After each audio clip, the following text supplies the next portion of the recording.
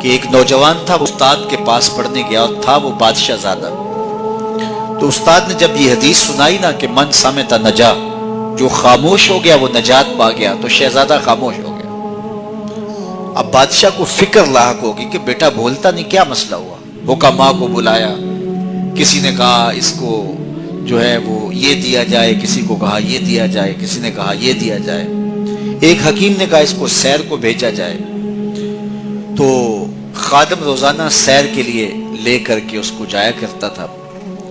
ایک دن اس نے دیکھا کہ ایک درخت ہے جس کی گھنی شاخوں میں جانور بیٹھے ہیں، ایک شکاری تیر کمان لے کر کے گزر رہا تھا۔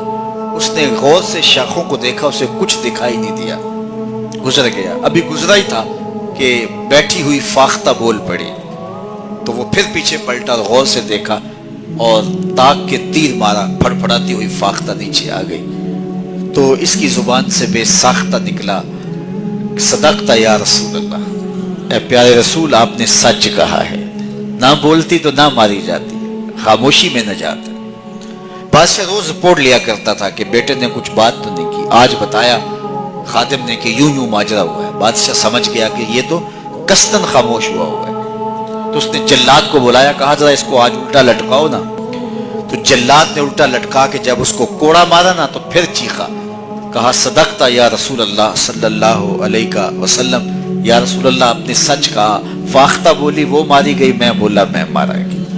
خاموشی اختیار کریں گے، جہاں بہت ضروری ہو وہاں بولیں گے، زبان کی آفتوں سے بچ جائیں گے تو بہت سارے گناہوں سے بچ جائیں گے۔ اس کی آفات سب سے زیادہ ہے، سب سے زیادہ گناہ زبان کی وجہ سے۔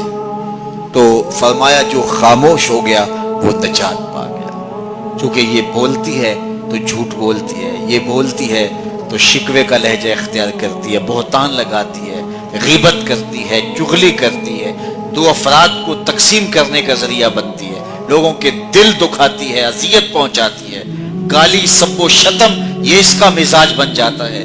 تو اس لیے زبان سے جب بولیں تو خوبصورت بات بولیں یا پھر خاموش رہیں، تو خاموشی نجات دیتی ہے، جو خاموش رہا وہ نجات پا گیا۔